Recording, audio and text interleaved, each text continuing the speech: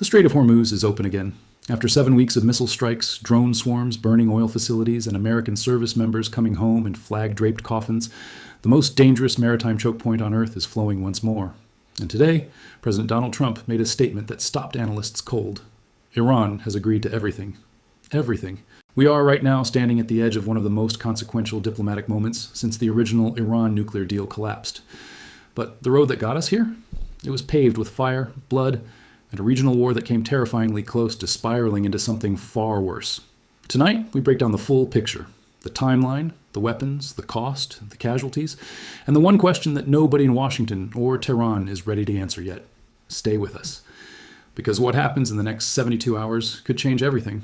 To understand today's announcement, you have to understand what the last 7 weeks actually looked like on the ground. It started on February 28th.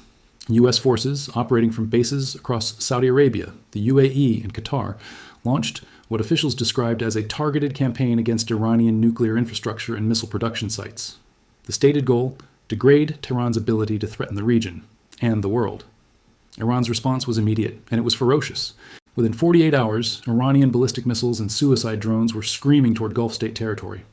Saudi Arabia's air defense networks, THAAD batteries, Patriot interceptors, short-range systems, lit up the night sky in scenes that looked like something out of a science fiction film. Oil facilities across the eastern province absorbed direct hits. Fires burned for days. Then came the American casualties. According to reports, at least 13 U.S. service members were killed across the region during the conflict.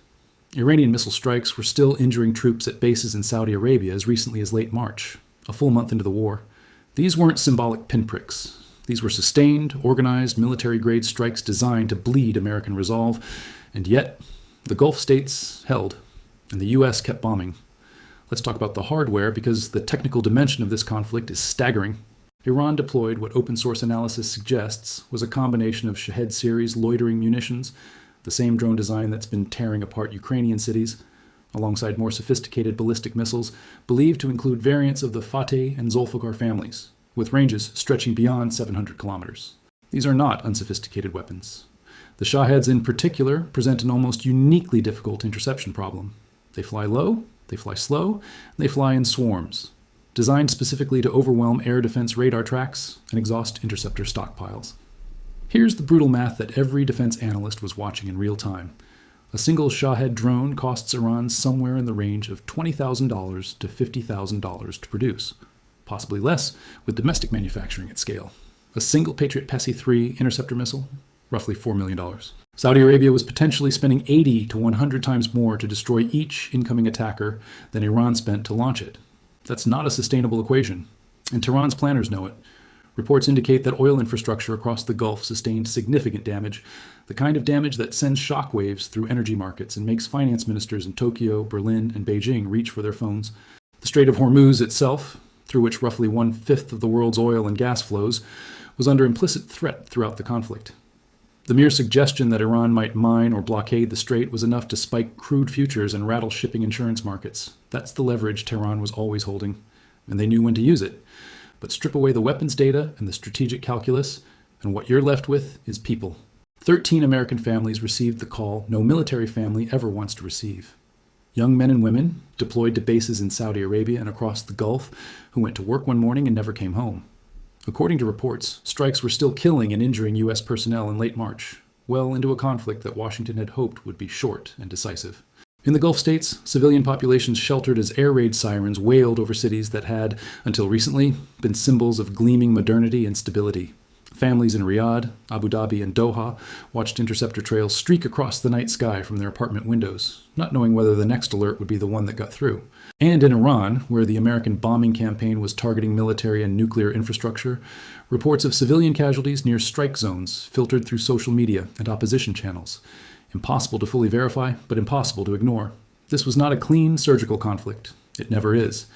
Here's where the story gets complicated, and frankly, revealing. Saudi Arabia, the UAE, and Qatar all hosted U.S. military installations throughout this conflict. They absorbed Iranian missile strikes on their territory. They watched their oil infrastructure burn. And according to the Associated Press, they privately urged Trump to keep going, arguing that Iran had not been sufficiently weakened. The UAE, according to a Gulf diplomat cited by the AP, was perhaps the most aggressive voice in the room. reportedly pushing for nothing less than a ground invasion of Iran. Read that again. The UAE was pushing for a ground invasion of Iran.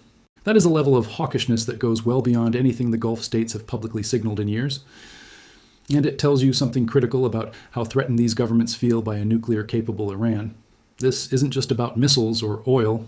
This is about regime survival, regional dominance, and a decades-long sectarian fault line that runs straight through the heart of the Middle East. Trump, for his part, publicly thanked all three nations for what he called their great bravery and help.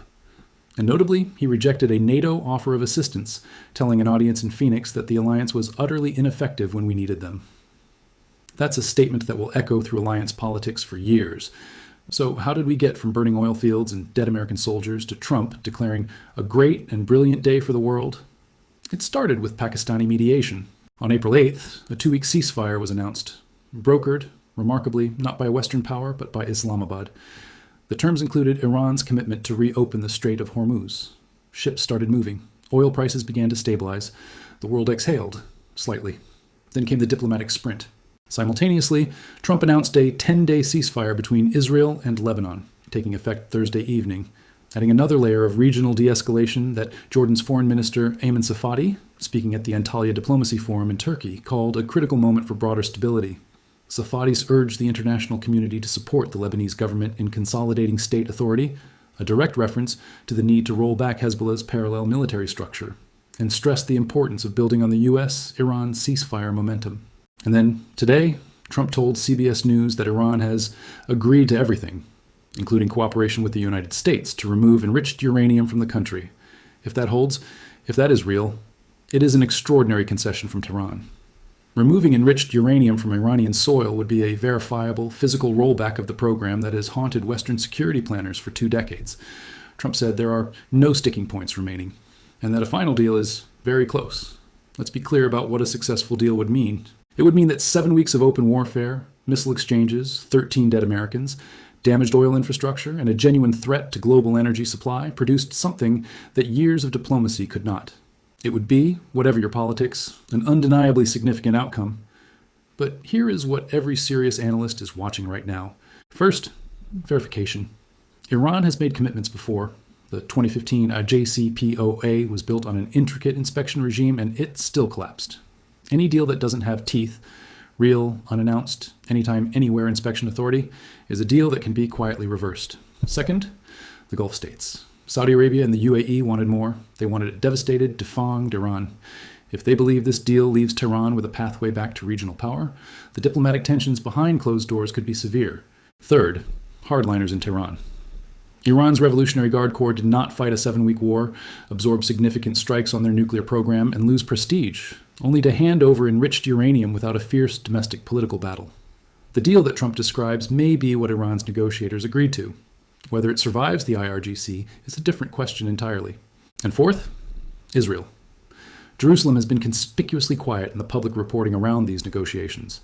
Any deal that leaves Iran with a latent nuclear capability, even a diminished one, will be viewed through a very particular lens in Tel Aviv. 7 weeks ago, the world watched the Strait of Hormuz and held its breath. Today, Donald Trump is calling it a great and brilliant day. Iranian ships are moving through that strait again. American diplomats are talking about uranium transfers. A ceasefire is holding in Lebanon. It sounds like peace. But in this region, at this moment in history, the distance between a ceasefire and the next war has always been measured not in years, but in miscalculations. The deal is very close. The uranium may move, the inspectors may arrive, or the IRGC may decide differently. The Gulf hawks may push back. An Israeli strike may reset the board entirely. We will be watching every development in real time. Subscribe so you don't miss the moment this either becomes the agreement that reshaped the Middle East, or the moment it falls apart. Because in this story, we are not at the end. We may not even be at the beginning of the end. Stay sharp, stay informed. We'll see you in the next one.